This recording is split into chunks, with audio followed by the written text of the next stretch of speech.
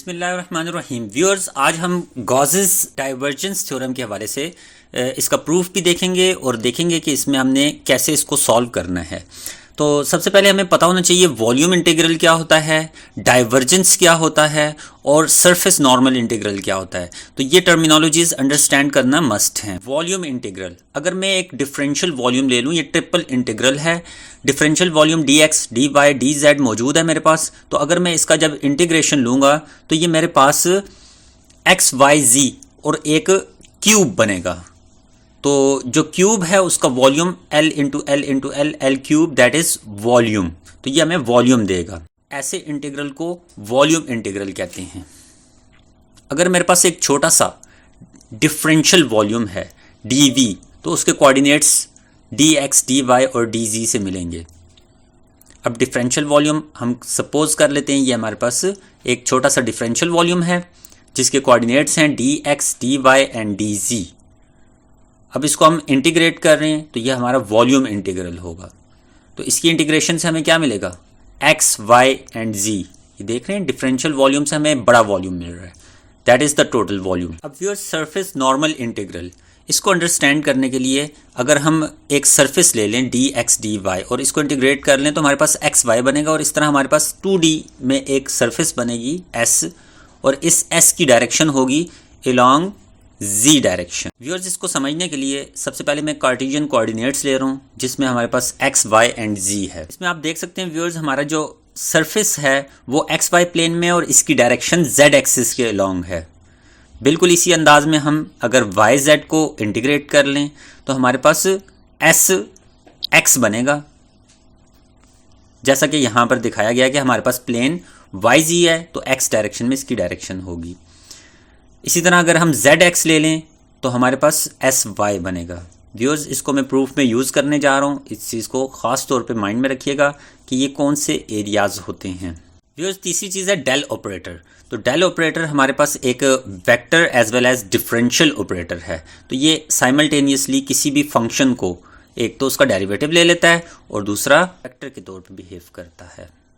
तो जब कभी हम एक स्केलर फंक्शन फाई ले लें तो उसके साथ जब हम डेल ऑपरेटर को ऑपरेट करवा दें तो हम इस चीज़ को कहेंगे कि हमने उस फंक्शन का ग्रेडियंट फाइंड कर लिया है।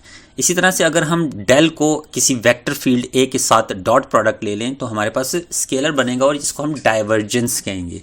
सिमिलरली अगर हम इसका क्रॉस प्रोडक्ट ले लें तो ये हमें कर्ल ऑफ द वेक्टर देगा। तो हमने ये कंक्लूड किया कि जो डाइवर्जेंस होता है it is the dot product of del operator with vector field. Viewers, हम अब इसके प्रूफ की तरफ आते हैं। Volume integral of a divergence of a vector function is equal to, अब डाइवर्जेंस हम ले लेंगे वेक्टर ए की और उसको हम उसका वॉल्यूम इंटीग्रल ले लेंगे। इसको हम कहेंगे it is equal to surface normal integral of same function. अब सेम फंक्शन हमारे पास ए है, इसका सरफेस नॉर्मल इंटीग्रल ले रहे हैं हम, और ये सारा का सारा इंटीग्रल उस सरफेस के ऊपर है जो कि उस वॉल्यूम को इनक्लोज किए हुए है। तो यहाँ पर जो हमारे पास सरफेस की डायरेक्शन है वो यूनिट नॉर्मल वेक्टर भी दे सकता है, तो इसको हम इस अंदाज में भी लिख सकते हैं। तो हमारा जो थ्योरम है इसकी लेफ्ट हैंड साइड और राइट हैंड साइड जो है वो गिवन है। अब हमने क्या करना है, इसकी लेफ्ट हैंड साइड से आगाज़ करना है और राइट हैंड साइड को प्रूफ करना है। पहले हमें पता होना चाहिए डाइवर्जेंस क्या होता है। So del dot A is divergence. अब इसको मैं कंपोनेंट की फॉर्म में लिख रहा हूँ। तो डेल ऑपरेटर मैंने लिख लिया और ए फैक्टर को मैंने उसके कंपोनेंट्स की फॉर्म में लिख दिया। Viewers, A X I, A Y J and A G K. इसका जब हम डॉट प्रोडक्ट लेंगे तो आई डॉट आई 1 होगा, जबकि I dot J and I dot के जो है वो 0 हो जाएगा। तो इस तरह से हमारे पास partial by partial X A X, partial by partial Y A Y और partial by partial G A G हमें मिल जाएगा। व्यूअर्स, अब हमने डाइवर्जेंस तो ले लिया है। अब इस डाइवर्जेंस को मैं dx, dy, dz differential volume से मल्टीप्लाई कर दूंगा। ये मैंने इक्वेशन के दोनों साइड्स पर मल्टीप्लाई कर लिया। तो व्यूअर्स, हमें ये पता होना चाहिए dx, dy, dz जो है ये डिफरेंशियल वॉल्यूम है, dv है।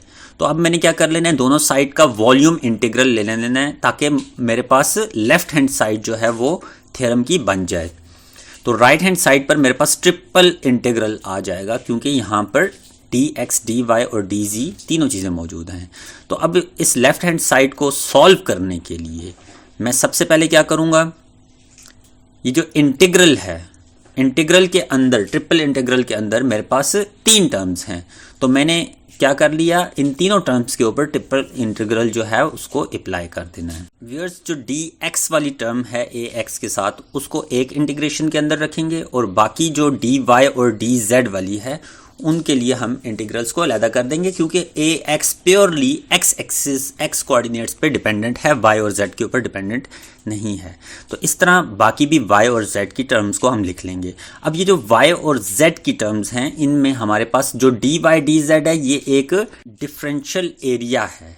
डी वाई डी जेड हमें डी एस एक्स देगा, इसी तरह X Z D S Y देगा और Y Z D S Z. ये हमें पता होना चाहिए कि ये हमारे पास यूनिट नॉर्मल वेक्टर्स की डायरेक्शंस के साथ। इस तरह से व्यूअर्स, यहाँ पर हम एक और चीज़ भी देख सकते हैं कि जो ए एक्स ए वाई और ए जेड है ये प्योरली इंडिपेंडेंट हैं, ये सिंगल वेरिएबल के ऊपर डिपेंड करते हैं। इस वजह से हम जो पार्शियल डेरिवेटिव है उसको रिप्लेस कर देंगे ऑर्डिनरी डेरिवेटिव से। तो हमारे पास ये D A x by D x into D x, और यहाँ पर double integral of D S x से मैंने इसको रिप्लेस कर दिया है। तो यही काम हमने बाकी दो टर्म्स के साथ भी करना है। तो इस अंदाज में मेरे पास जो डी एक्स है वो डी एक्स से, डी वाई से और डी जेड से कैंसिल आउट हो जाएगा।